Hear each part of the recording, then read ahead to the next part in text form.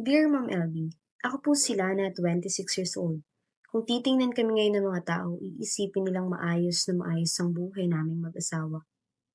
May sarili kaming maliit na bahay, may disenteng trabaho ang asawa kong si Lance. At kahit papaano ay nakakaraos kami ng hindi na kailangan mangutang araw-araw.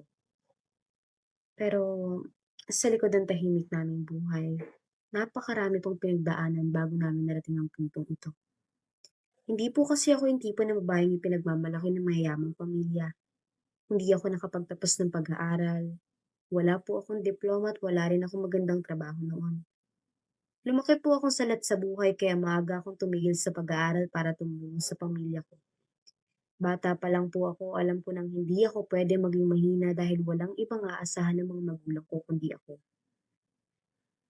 Habang yung mga kaedad ko noon ay nag-aaral at nangangarap tungkol sa magiging kurso nila sa kolehiyo, ako naman ay naglalabada, nagtitinda kung saan-saan at minsan ay pumapasok bilang helper sa karinderya para lang may pambili kami ng bigas. Hindi ko na naranasang mangarap ng mataas dahil mas inuna kong mabuhay kami araw-araw. Kaya nang nakilala ko si Lance, hindi ko talaga inakalang magugustuhan niya ako. Mabait, responsable at galing siya sa pamilyang may kaya sa buhay. Hindi sila sobrang yaman pero alam mo komportable sila. Nakapag-aral siya ng maayos, may sariling sasakyan at may magandang trabaho agad pagkatapos graduate. Samantalang ako, simpleng babae lang na pagod na noon sa buhay. Noong una akala ko talaga ay pinaglalaroan lang niya ako. Hindi ako sanay na may lalaking seryoso nakikinig sa mga kwento ko. Hindi ako sanay na may taong nagtatanong kung pagod na ba ako o nakakain na ba ako. At lalong hindi ako sanay na may taong titingin sa akin na parang mahalaga ako. Pero si Lance, pinakita niya sa akin na posible pala yung ganun ng LB. Hindi niya ako ikinahiya kahit alam niya mahirap lang ako. Hindi rin niya ginawang issue na hindi ako nakapagtapos. Sa halip lagi niyang sinasabing mas hanga pa raw siya sa akin dahil kahit mahirap ang buhay ko, hindi ako sumuko. Doon ako unang nagkaroon ng tiwala. Hindi niya ako ikinahiya kahit alam niyang mahirap lang ako. Hindi rin niya ginawang issue na hindi ako nakapagtapos.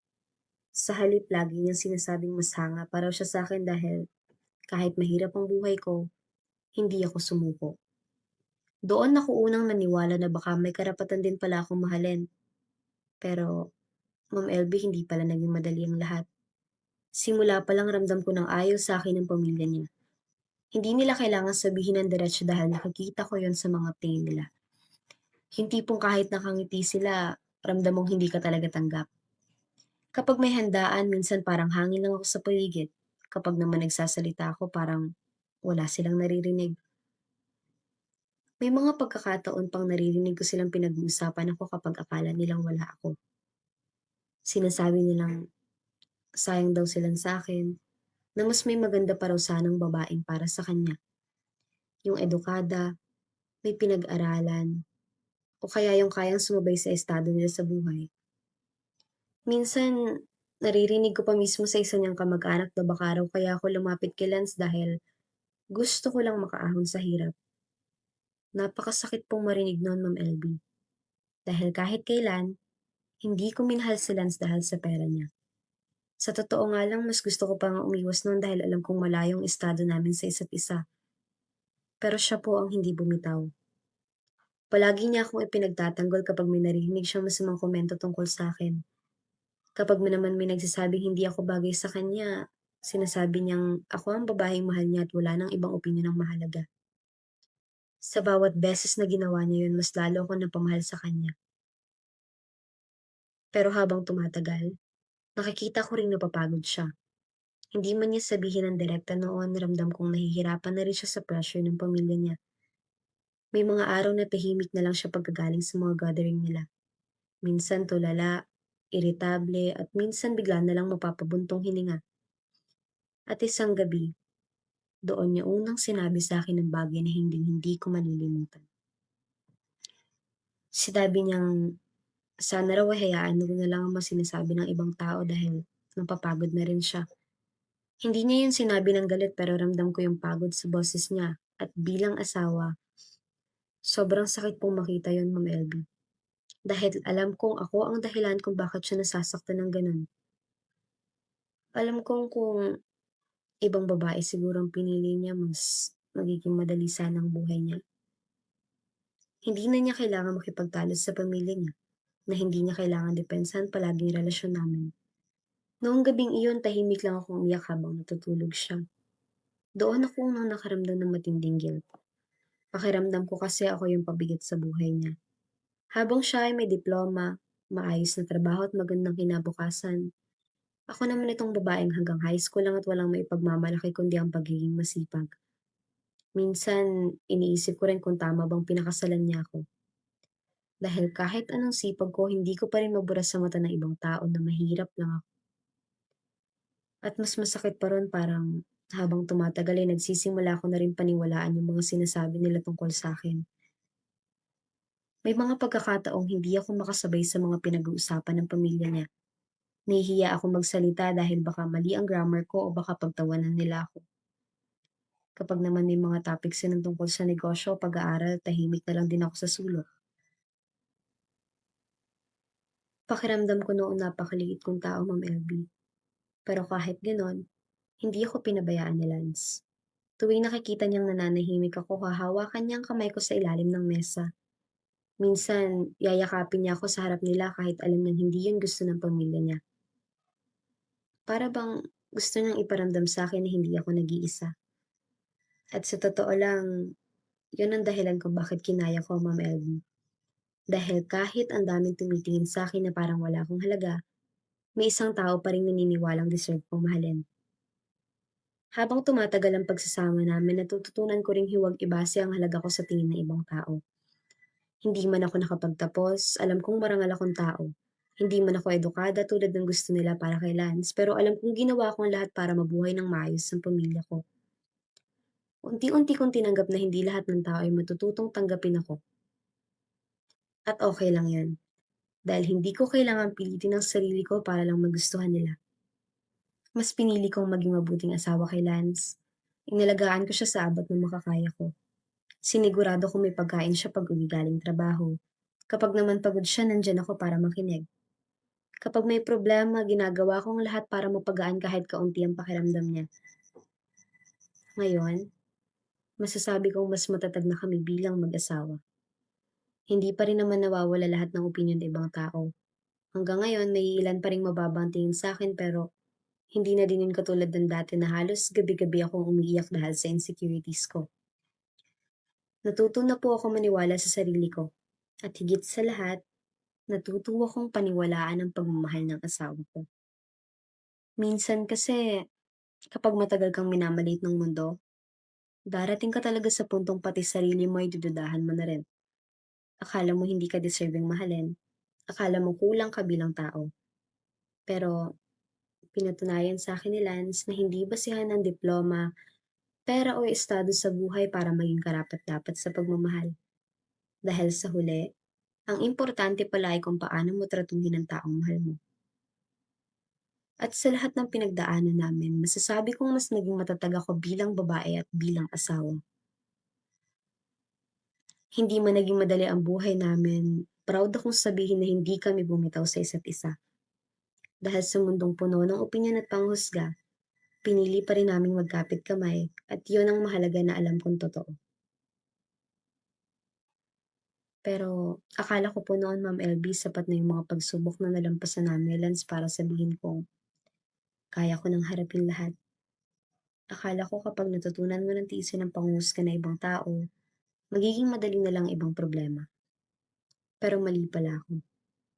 Nagsimula ang lahat sa simpleng pananakit ng dibdib ng nanay ko. Noong una, akala namin pagod lang yun dahil kahit may edad na siya ay pilit pa rin siyang naghahanap buhay. Ayaw niya kasi nakikitang wala kaming ulam o kulang ang pera sa bahay kaya kahit mahina na katawan niya, pilit pa rin siyang kumikilos. Ilang beses ko siyang pinagsabihan noon na magpahinga na lang pero matigas talaga ang ulo niya. Hanggang sa isang gabi, bigla na lang siya nanghina habang naghahapunan kami. Nalaglag ang hawak niyang baso at namutla siya ng sobra. Hindi ko makakalimutan ang itsura niya habang hawak ang dibdib niya at hirap na hirap huminga. Para akong binuhusan ng malamig na tubig dahil hindi ko alam ang gagawin ko noong mga oras na yun. Nagpapanik ako habang tinatawag pangalan niya. Kapatid ko ang agad tumulong para maisakay namin siya sa tricycle papuntang ospital. Nanginginig pa kamay ko habang hawak ko ang nanay ko noon dahil pakiramdam ko anumang oras ay mawawala siya sa amin. Dating sa ospital, doon ko mas naramdaman yung takot, Ma'am LB. Hindi ko alam kung sino ang tatawagan ko. Ang una kong hinanap syempre ay si Lance. Pero nasa ibang lugar siya noon dahil may business meeting sila ng kumpanya nila. Ilang beses ko siya tinawagan pero hindi siya sumasagot. Hanggang text at missed calls lang ang nagawa ko habang umiiyak sa hallway ng ospital. Doon ko naramdaman yung matinding takot. Yung pakiramdam na gusto mong may sumalo sa'yo pero wala kang mahawakan. Hindi ko alam paano babayaran ng hospital bills. Hindi ko alam gaano kalala ang lagay ng nanay ko at hindi ko alam kung kakayanin ko ba kung may masamang mangyari sa kanya. Kaya tahimik lang ako umiiyak sa isang sulok habang yakap ang bag ko nun. Pero sa gitna ng lahat, ang kapatid ko ang hindi umalis sa tabi ko, Ma'am Albi. Siya ang kumausap sa nurse habang hindi ako makapag-isip ng maayos. Siya rin ang nag-asikaso ng ilang requirements habang tulala lang ako sa upuan. Hindi po kami lumaking showy sa isa't isa. Sanay kaming pareho na tahimik lang pagdating sa emosyon. Pero nung gabing yon, doon ko naramdaman kung gaano kalaki ang pagmamahal niya sa akin bilang kapatid. Tahimik niya lang akong inabutan ng tubig habang umiiyak ako. Okay lang umiyak, mahina niyang sabi. At doon lalo ako napaiyak. Habang hinihintay namin ang resulta ng test ng nanay ko, halos hindi ako mapakali. Paulit-ulit kong chine-check cellphone ko para tingnan kung nag-reply na ba si Lance pero wala pa rin eh. May parte sa akin na naiintindihan kung baka busy siya o walang signal sa pinuntahan niya pero hindi ko rin naman maiwasang masaktan dahil sa mga oras na pinakakailangan ko siya, hindi ko siya makausap. Hindi ko tuloy maiwasang isipin lahat ng insecurities ko nun. Paano kung napapagod na talaga siya sa buhay kasama ako? Paano kung dumating na siya sa puntong sawa na siya sa mga problemang dala ko? Habang tumatagal kasi pakiramdam ko puro bigat na lang ang nabibigay ko sa kanya. Noon pamilya niya ang problema, ngayon pamilya ko naman. At bilang asawa, sobrang sakit isipin na baka unti-unti ko siyang hinihila pababa. Pero pinagalitan ako ng kapatid ko nang mabasa niya sa mukha ko ang mga naiisip ko. Hindi naman lahat ng wala ngayon ang iiwan na agad. Simple lang yung sinabi niya pero tumatak yun sa akin dahil tama naman siya. Masyado ako nagpapadala sa takot. Siguro dala na rin yun ng buhay na kinalakihan ko. Kapag din mahirap ka kasi nasasanay kang anytime may mawawala sa'yo. Kaya kahit may mga taong nagmamahal sa'yo, palagi kang natatakot na baka isang araw ay iwan ka rin nila. Ilang oras kami naghintay bago lumabas ng doktor. At doon ko nalaman na mataas ang blood pressure ng nanay ko at kailangan siyang makonfine ng ilang araw dahil baka lumala pa daw ang kondisyon niya. Nanghina lalo tuhod ko nung narinig ko yun. Ang unang pumasok agad sa isip ko ay pera. Hindi naman lingid sa amin na mahal ang pagpapa-ospital. Kahit may kontang ipon ako, alam kong hindi yun sapat lalo na kung tatagal ang pananatili niya sa ospital. Doon ko naramdaman yung bigat ng responsibilidad. Habang nakatingin ako sa nanay kong mahina at nakahiga sa hospital bed, pakiramdam ko bumabalik lahat ng sakripisyo niya para sa amin nung mga bata pa kami. Naalala ko kung paano siya magpuyat noon para may maipakain ng sa'min, kung paano niya tiniis ang pagod at gutom para makapag-aral kami kahit papano. At ngayon, siya naman ang nangangailangan. Pakiramdam ko wala akong sapat na kakayahan para iligtas siya. Iyon ang pinakamasakit. Yung gusto mong gawin lahat para sa mahal mo pero limitado ka lang. Lumipas ang magdamag na halos hindi ako makatulog, Ma'am Elby. Ang kapatid ko lang ang kasama ko sa hallway habang salitan kami nagbabantay. Paminsan-minsan ay pilit niya akong pinapakain kahit wala akong gana. At habang nakaupo kami ron, bigla akong na-realize na kahit gaano kahirap ang buhay namin, hindi pala ako totally nag-iisa dahil nandyan pa rin ang pamilya ko. Yung kapatid kong tahimik pero maaasahan. Yung nanay kong kahit mahina ay pilit pa rin ngumiti kapag nagigising. At kahit wala si Lance ng mga oras na yon, alam kong hindi ibig sabihin nun ay wala na rin siyang pakialam. Bandang madaling araw nang biglang mag-vibrate ang cellphone ko. Sunod-sunod ang missed calls at messages ni Lance. Humingi siya agad ng tawad dahil kakalabas lang daw nila sa meeting at saka lang niya nakita ang mga tawag ko. Hindi ko na napigilang umiyak habang kinakausap ko siya. Hindi ko na napigilan ilabas lahat ng takot ko. Takot mawalan ng nanay, takot na hindi kayanin ng gastusin, at takot na mapagod siya sa sitwasyon ko. Tahimik lang siya nakinig habang umiyak ako sa cellphone at kahit pagod ang boses niya, ramdam ko nag-aalala siya. Sinabi niyang uuwi agad siya pagkatapos ng meeting nila at huwag ko raw munang akuhin lahat mag-isa. Nung sinabi nila sa akin na uuwi siya agad matapos ng meeting nila para ako nabunutan ng tinik sa dibdib. Kasi sa totoo lang, pagod na ako nun. Pisikal, emosyonal at mental. Ilang araw akong halos hindi nakatulog ng maayos kakabantay kay mama sa ospital habang iniisip kong paano namin kakayanin ang lahat. Kaya nang malaman kong pauwi na siya, pakiramdam ko may sasalo na ulit sa akin. May kasama na ulit akong haharap sa problema. Buong biyahe pauwi galing ospital, yun ang iniisip ko. Kahit sobrang pagod ako, nakaramdam ako ng excitement. Parang gusto kong umiyak sa sobrang gaan ng pakiramdam ko dahil makikita ko na ulit ang asawa ko. Miss na miss ko na siya. Pagdating ko naman sa bahay, inayos ko agad ang sarili ko kahit nanginginig pa katawan ko sa puyat. Nagluto ako ng pagkain niya kahit halos hindi na ako makatayo ng maayos. Gusto ko siyang salubungin ng maayos dahil alam kong pagod din siya sa biyahe. Pero pagdating niya parang ibang tao ang umuwi, Ma'am LB. Pagpasok niya pa lang ng bahay, halatang pagod at iritable na siya. Sandali niya lang ako tiningnan bago inilapag ang bag niya. Hindi niya man lang ako niyakap. Tinangka kong umiti kahit ramdam ko may kakaiba. Kamusta biyahe mo? Okay lang. Di ko alam kung bakit pero bigla akong kinabahan, Ma'am LB. Pinagsilbihan ko siya habang kumakain pero tahimik lang siya buong oras. Paminsan-minsan ay hawak niya cellphone niya at lutang ang isip. Ilang beses ako nagtangkang magkwento tungkol sa lagay ni mama pero puro tango lang ang sagot niya. Hanggang sa hindi ko na kinaya yung sobrang lamig ng pakikitungo niya. Pakiramdam ko kasi ilang araw akong kumapit sa pag-asang pagdating niya ay magiging okay na ako pero heto siya ngayon. Parang wala man lang pakialam sa pinagdadaanan ko. At dahil pagod na rin siguro ako emotionally, hindi ko na napigilang magtanong, galit ka ba sa akin? Napabuntong hininga siya bago ako tingnan. Wala na, pagod ako. Simple lang yung sinabi niya pero sobrang sakit nun para sa akin, Ma'am LB. Kasi pagod din naman ako. Doon nagsimula ang unang malaking away namin bilang mag-asawa. Hindi naman sigawan agad. Nagsimula lang sa tampuhan hanggang sa nailabas ko lahat ng sama ng loob ko. Sinabi kong kailangan ko siya noong mga panahon yun pero hindi ko siya makontak. Sinabi kong pakiramdam ko mag-isa akong lumalaban habang siya parang walang emosyon pag-uwi. Pero imbes na lambingin ako, lalo siyang nainis. Sinabi niyang ginagawa niya naman daw ang lahat para sa amin kaya sana raw wag kong dagdagan pagod niya.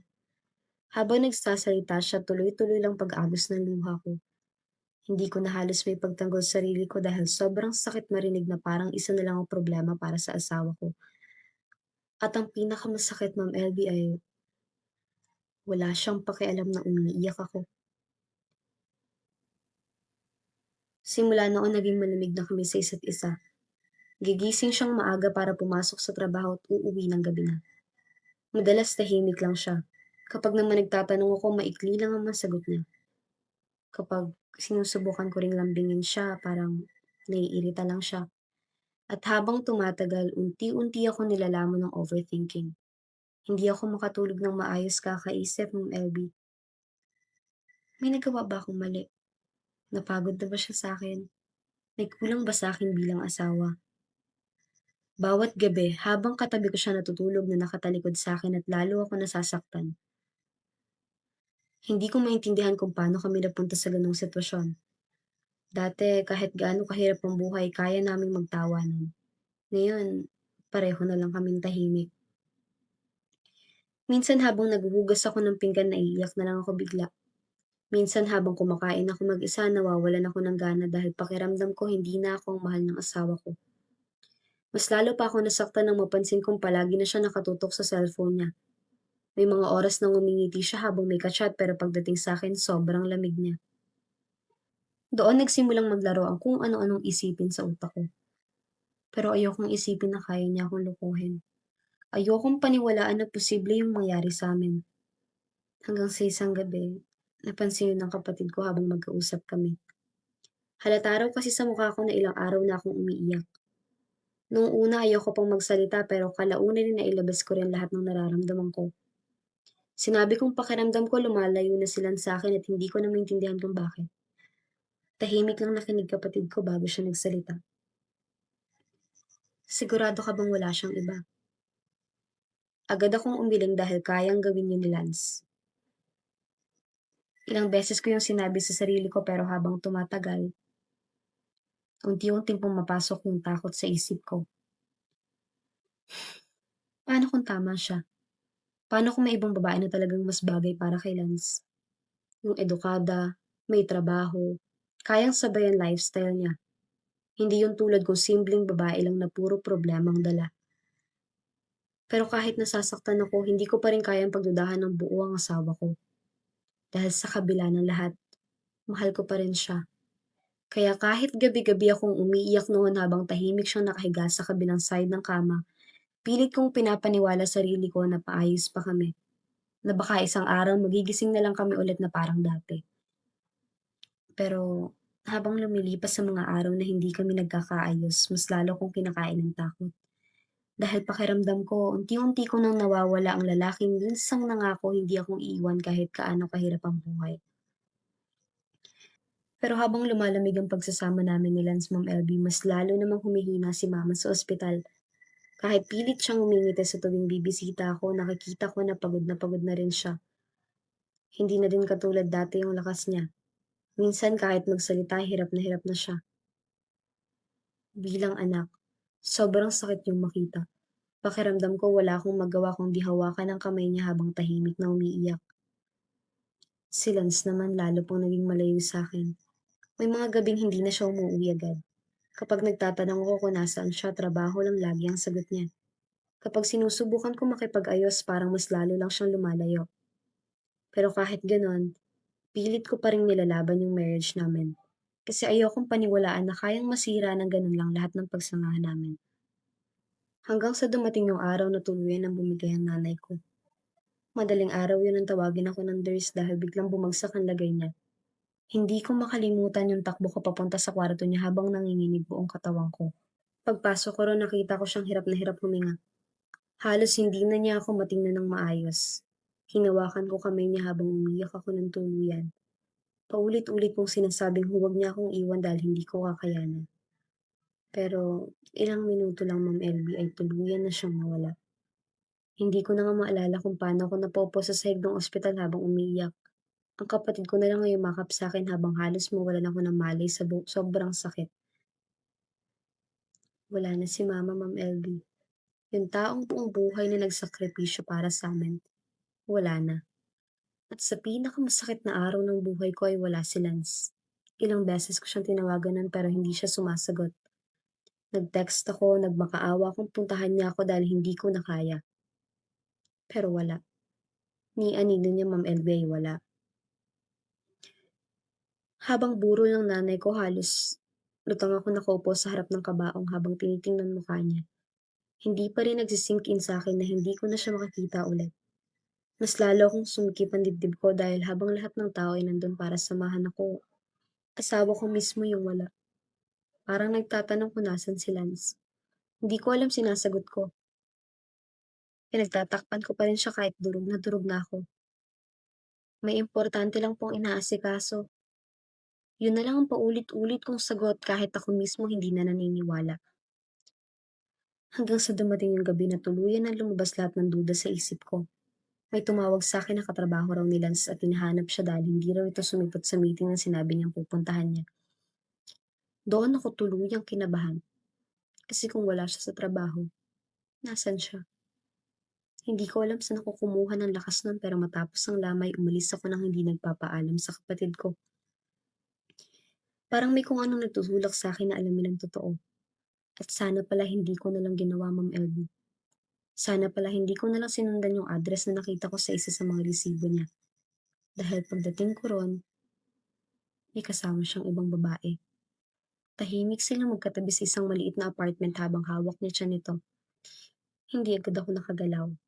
Hindi agad ako nakapagsalita hanggang sa mapansin nila ako. Naputla sila sa pagkakita sa akin. Lana, doon ko na-realize kung bakit siya lumalayo. Kung bakit malamig siya at kung bakit wala siya nung kailangan na kailangan ko siya. Habang namamatay ang nanay ko, nasa piling siya ng ibang babae. Hindi ko na napigilang umiyak sa harap nila, Ma'am LB. Bakit? Yun na lang lumalabas sa bibig ko. Hindi makatingin sa akin si Lance. Habang yung babae naman ay paniiyak at sorry. Paulit-ulit siyang humihingi ng tawad habang hawak ni tiyan niya. At kahit sobrang sakit ng nararamdaman ko, hindi ko magawang saktan siya dahil buntis siya. Hindi ko kayang manakit ng babaeng may batang walang kasalanan sa loob ng sinapupunan niya. Nanginginig akong tumingin kay Lance nun. Yung lalaking minsang nangako hindi ako iiwan. Yung lalaking pinaglaban ako sa pamilya niya, yung lalaking pinaniwala kong sapat ako kahit wala akong diploma at pera. Lahat pala ng yun, kaya rin palang masira. At ang pinakamasakit, Ma'am Elba, ay nangyari yun habang abala akong umiiyak para sa nanay kong namatay. Parang doble yung pagkawala sa araw na yun. Nawala ang nanay ko at kasabay nun nawala rin yung lalaking akala kong makakasama ko habang buhay. Hindi ko na maalala lahat ng sinabi ni Lance dahil puro sorry na lang yung naririnig ko. Pilit niya ako nilalapitan pero umatras ako. Pakiramdam ko kasi kapag hinayahan ko siyang hawakan ako tuluyan na ako madudurog. Tahimik kong hinabad yung singsing sa daliri ko habang tuloy-tuloy ang pag-agos ng luha ko. Yung singsing na minsan kong iningatan dahil simbolo yun ng pagmamahal namin. Nilapag ko yun sa kanya habang nanginginig kamay ko. At sa unang pagkakataon matapos ang ilang taong pagsasama namin, wala na akong lakas pang ibang laban siya. Hindi ako sumigaw, hindi ako nanakit, hindi ako gumawa ng iskandalo. Tiningnan ko lang siya habang umiiyak at doon ko na-realize na minsan pala, hindi sapat na mahal mo ang isang tao para manatili siya. Minsan kahit ibigay mo buong puso mo, kaya ka pa rin nilang lokohin. Tahimik akong tumalikod pagkatapos ng Ma'am LB. Naririnig ko pang tinatawag niya pangalan ko pero hindi na ako lumingon. Kasi kung lilingon pa ako baka hindi ko kayaning umalis.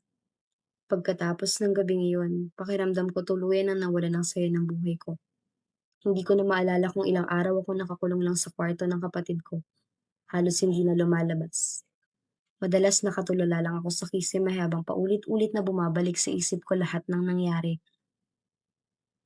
Pakiramdam ko noon hindi ko nakilala sarili ko. Hindi ako umiiyak buong araw dahil dumating na ako sa puntong kahit luha parang naubos na rin sa akin. Nakahiga lang ako habang pakiramdam ko mabigat yung dibdib ko. May mga pagkakataon pang gusto ko na lang matulog habang buhay para hindi ko na maramdaman lahat ng sakit. Ang kapatid ko lang ang tahimik na nag-aalaga sa akin noon. Siya yung nagdadala ng pagkain sa kwarto kahit madalas hindi ko naman ginagalaw. Hindi niya ako pinipilit magsalita. Hindi niya rin ako pinapagalitan kahit maghapon akong walang imik. Kung lumilipas sa mga araw, tsaka ako unti-unting naiisip lahat. Lahat ng gabing umiiyak ako habang pinipilit paniwalaan sarili kong pagod lang si Lance. Lahat ng pagkakataong kini-question ko sarili kong halaga dahil natatakot akong iwan niya. Doon ko na-realize na matagal ko palang kinakalimutan sarili ko para lang maisaiba yung relasyon namin. Sobrang minahal ko si Lance. Hanggang sa hinayaan kong ubusin ako ng pagmamahal na yon. Hanggang sa dumating yung araw na dumating siya sa bahay ng kapatid ko. Hindi ko na inaasahan yung pagpunta niya. Noong una ayaw ko pa siyang harapin pero matapos ang ilang oras na pagmamakaawa niyang makausap ako, pumayag din ako. Paglabas ko ng kwarto agad ko siya nakita na mukhang pagod at namayat na rin. At halatang hindi rin masaayos ang kalagayan niya. Pero sa totoo lang wala na akong maramdaman. Tahimik lang kami nagkatinginan bago siya nagsalita. Humingi siya ng paulit-ulit na tawad. Sinabi niya hindi niya planong lokohin ako nung una. Nagsimula raw yun nung palagi kami nag-aaway at palayo na raw ako ng palayo emotionally. Sinabi niya nagkamali siya at nadala siya sa mga panahong mahina siya. Pero habang nagsasalita siya, tahimik lang ako nakatingin. Hindi dahil galit ako kundi dahil wala na talaga akong maramdaman. Ipinaliwanag niya rin na hindi niya raw minahal yung babaeng katulad ng pagmamahal niya sa akin. Nadala lang daw siya sa pagod at pressure sa buhay. Pero habang nakikinig ako, may isang bagay ako na-realize, Ma'am LB. Kahit gaano kahaba ang paliwanag niya, hindi na mababago nun yung katotohanan na niloko niya ako. Iniwan niya akong mag-isa habang namamatay ang nanay ko. At sa panahong pinakakailangan ko siya, ibang babae ang pinili niyang samahan. Tahimik lang akong umiiyak habang nakikinig sa kanya nun. Hindi dahil gusto ko pa siyang balikan, kundi dahil nasasaktan ako para sa dating kami. Para sa dating Lana na naniniwalang habang buhay siyang makakasama ni Lance. At siguro yun ang dahilan kung bakit sobrang sakit ng ginawa niya. Nung matapos siyang magsalita, ilang segundo kaming parehong tahimik. Tapos saka ako nagsalita. Pagod na ako. At iyon ang totoo. Pagod na akong umiyak, pagod na akong magtanong kung saan ako nagkulang. Doon ko sinabi sa kanya na ayoko na. Ayoko nang piliting ibalik yung relasyon namin dahil alam kong habang buhay ko nang dadalhin yung sakit na pagtataksin mo. Kahit patawarin ko siya habalang araw, alam kong hindi ko na kayang ibalik yung tiwala ko. At ayokong mabuhay sa marriage na puno ng duda at sakit. Umiyak siya nun habang hawak ang mukha niya. Pero sa unang pagkakataon, hindi na ako lumapit para patahanin siya dahil sarili ko naman, Ma'am Elby. Makalipas ang ilang buwan, tuluyan kami naghiwalay. Tahimik lang ang proseso ng annulment namin. Matapos ang lahat na nangyari, nagdesisyon ako mag-abroad. Hindi para takasan ng sakit, kundi para magsimula ulit. Gusto kong matulungan pamilya ko, lalo na ang kapatid kong hindi nang iwan sa akin nung wasak na wasak ako. Gusto ko ring patunayan sa sarili ko na kaya kong mabuhay kahit wala na si Lance. Noong una, sobrang hirap. Maraming gabi akong umiyak mag-isa sa maliit kong kwarto habang pagod na pagod galing trabaho. Minsan naiisip ko pa rin yung dating buhay ko bilang asawa si Lance. Pero habang tumatagal, natutunan kong bumangon. Natutunan kong hindi pala doon tatapos ang buhay kapag nasaktan ka. Unti-unti kong naging mas matatag, nag-ipon ako, nagtrabaho ng mabuti at sa unang pagkakataon, matapos ang matagal na panahon, nagsimula ulit akong mangarap para sa sarili ko. Hindi na para sa relasyon, hindi na para sa ibang tao, kundi para kay Lana naman. At habang lumilipas sa mga taon, hindi ko namamalaya na kausad na pala ako, Ma'am Elby. Nakabili ako ng sariling lupa, napagtapos ko pamangkin ko, nakatulong ako ng malaki sa pamilya namin. At higit sa lahat, natutunan kong mahalin ulit sarili ko. Hindi ko man nakuha yung fairy tale ending na pinangarap ko noon. Masasabi kong mas naging matatag akong babae dahil sa lahat ng pinagdaanan ko. Dahil minsan pala, kailangan durugin ka muna ng buhay para makita mo kung gaano ka talaga kalakas. At ngayon, kapag naaalala ko si Lance, wala na yung galit. Wala na ring sakit, kundi pasasalamat na lang. Dahil kahit sinaktan niya ako ng sobra, doon ko natutunang piliin naman ang sarili ko. At siguro yun ang pinakamahalagang bagay na natutunan ko sa lahat. Pero akala ko po noon, pagkatapos na lahat ng nangyari sa buhay ko, hindi na ako muling magmamahal. Pakiramdam ko kasi ubos na ako. Matapos mawala ni mama, matapos akong lokohin ng lalaking akala ko makakasama ko habang buhay, parang may bahagi sa akin na tuluyan ng namatay. Kahit nakausad na ako sa buhay, kahit naging successful ako sa trabaho abroad, may parte pa rin ng puso ko ang takot na takot ng magtiwala ulit. Kaya sa loob ng ilang taon, trabaho lang talagang inatupag ko. Gising ng maaga, papasok sa trabaho, uuwi ng pagod at matutulog. Paulit-ulit lang yung routine ko araw-araw. Habang ibang tao ay naghahanap ng love life o bumubuo ng pamilya, ako naman tong tahimik na namumuhay ng mag-isa. At sa totoo lang, kontento na ako noon, Ma'am LB. Mas pinili kong protektahan ang sarili ko kaysa sumugal ulit sa pagmamahal. Hanggang sa makilala ko si Gino. Hindi ko nga inaasahan na magkakaroon pa ng taong magkakagusto sa akin pagkatapos ng lahat eh. Lalo na't hindi na ako katulad ng dating Lana na sobrang lambot at madaling maniwala. Naging cautious na ako. Mahirap na akong papasukin sa buhay.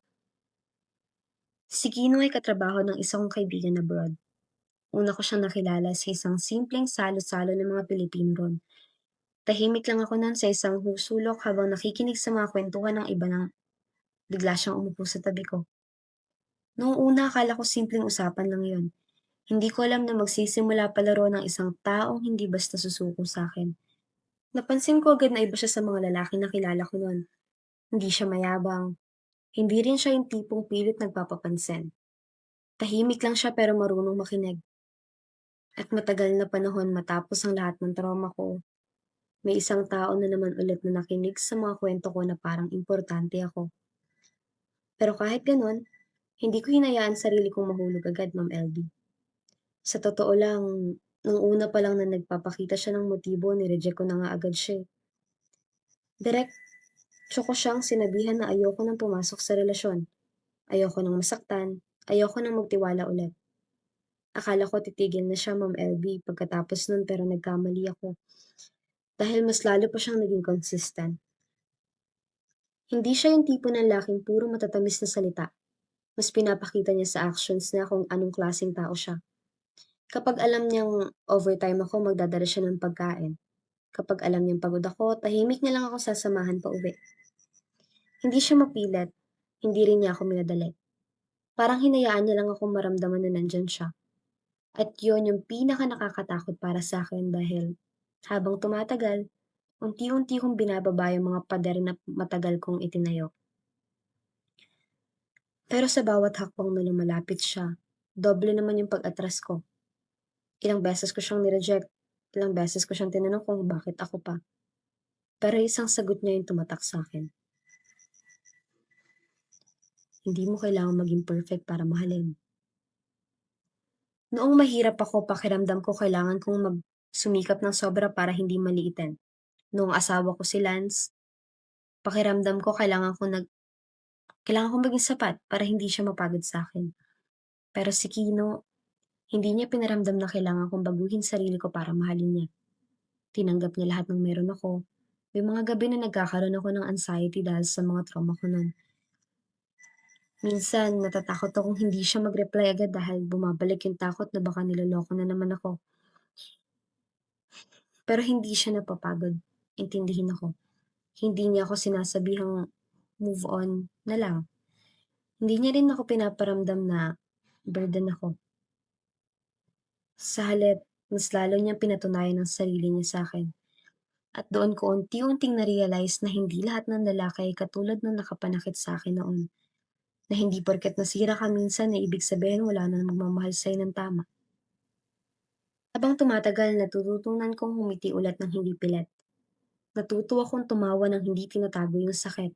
At pinakaimportante sa lahat, natuto akong magtiwala ulit. Hindi naging madali yung proseso, Ma'am LB. May mga pagkakataong natatakot pa rin ako. May mga gabing umiiyak ako dahil bumabalik yung trauma ko sa nakaraan. Pero sa bawat pagkakataong gusto kong umatras, tahimik lang na nandyan si Gino. Hindi niya ako pinilit maghilagad. Sinamahan niya lang ako habang unti-unti kong binubuo sarili ko. At siguro yun yung klase ng pagmamahal na hindi ko naranasan noon. Yung hindi ka minamadali. Yung hindi ka iiwan kapag mahirap ka ng mahalin. Hanggang sa dumating yung araw na ako na mismo yung natakot nung wala siya. Doon ko na-realize na mahal ko na pala siya. At sa unang pagkakataon matapos ang maraming taon, hindi na takot yung nangingibabaw sa puso ko, kundi peace. Noong naging kami, sobrang dami kong realization sa buhay. Na hindi pala porket nasaktan ka noon eh wala ka ng karapatang sumaya ulit. Na minsan, kailangan mong wala yung maling tao para dumating yung tamang tao. At higit sa lahat, na-realize kong hindi pala ako mahirap mahalin. Matagal ko kasing inisip noon na baka ako talaga yung problema kung bakit ako niloko ni Lance. Pakiramdam ko kulang ako bilang babae. Pero pinatunayan ni Kino na hindi pala yung totoo. Dahil kapag tama yung taong nagmamahal sa'yo, hindi mo kailangang magsumamo para piliin ka. Hindi mo kailangang ubusin sarili mo para manatili sila. Minamahal ka nila ng buo nang hindi ka pinaparamdam na kulang ka. At nung niyaya niya ako magpakasal, umiyak ako ng umiyak. Hindi dahil sa duda, kundi dahil hindi ko akalaing darating pala ako sa puntong may taong magmamahal ulit sa akin ng ganun katapat. Tahimik lang yung naging kasal namin pero yun, Ang pinakamasayang araw ng buhay ko, Ma'am LB. Habang naglalakad ako papunta sa kanya, bigla ko naalala yung dating Lana na wasak sa pagkawala ng nanay niya at sa pagtataksil ng asawa niya. Hindi ko akalaing makakarating pa ako sa ganong klaseng happiness. Pero heto ako ngayon, mas matatag at mas masaya. Tinanggap ako ni Kino hindi lang bilang babae kundi bilang buong pagkatao ko. Kasama yung mga trauma at lahat ng pinagdaanan ko.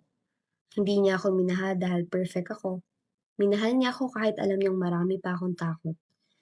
At siguro dun ko tuluyang na-realize na ang tunay na pagmamahal pala ay hindi yung puro kilig lang, kundi yung taong pipiliin ka kahit nakita na nila yung pinakawasak mong version. Ngayon, Ma'am LB, ay masasabi kong finally, payapa na yung puso ko. At kung may isang bagay man akong natutunan sa lahat ng pinagdaanan ko, yon ay hindi katapusan ng buhay ang masaktan. Minsan, yun pa ang simula ng mas magandang mangyayari sa buhay mo na matagal nang inihahanda para sa'yo. Lubos na gumagalang, Lana.